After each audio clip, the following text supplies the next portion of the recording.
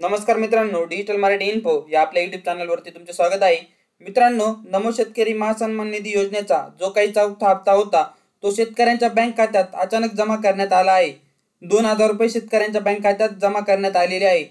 त्याचा जो काही लाईव्ह कार्यक्रम आहे तो आपण येथे पाहूया। जो परळी येथे कृषी प्रदर्शन होणार आहे त्यामध्ये अचानकपणे शेतकऱ्यांच्या बँक खात्यामध्ये चौथा हप्ता जमा करण्यात आलेला आहे। त्याचा लाईव्ह व्हिडिओ आपण येथे पाहूया। आणि खऱ्या अर्थाने या निमित्ताने दोन महत्त्वाचे कार्यक्रम माननीय मुख्यमंत्र्यांच्या हाताने आणि शिवराजजींच्या हाताने होत आहेत।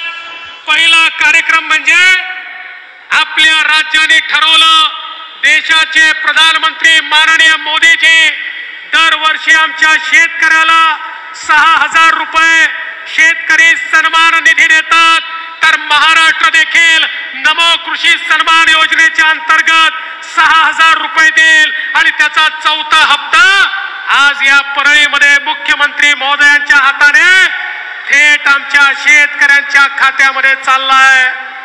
आणि त्याच वेळी आमच्या लक्षात आलं, मागच्या वर्षी दुष्काळाच्या काळामध्ये कापूस आणि सोयाबीनचे भाव पडले। आम्ही ठरवलं भावांतर योजनेच्या अंतर्गत आपल्या शेतकऱ्याला मदत केली पाहिजे।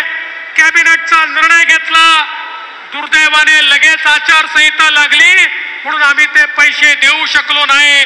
पण आज ते पैसे देखील शेतकऱ्यांच्या खात्यामध्ये कापूस आणि सोयाबीनचे पैसे हे क्रेडिट करणं त्यांच्या खात्यामध्ये देण्याची सुरुवात याच परळीपासून आम्ही करतोय। याचा देखील मला अतिशय मनापासून आनंद आहे। यानंतर या कृषी महोत्सव 2024च्या निमित्ताने अतिशय महत्त्वपूर्ण कार्यक्रमाला सुरुवात करणार आहोत।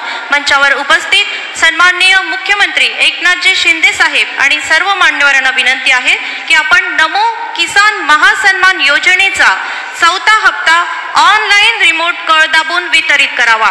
सहर्ष आमंत्रित करते माननीय मुख्यमंत्री श्री एकनाथजी शिंदे साहेब, माननीय कृषि मंत्री केंद्र सरकार शिवराज सिंह चौहान साहेब, माननीय उपमुख्यमंत्री देवेंद्रजी फडणवीस।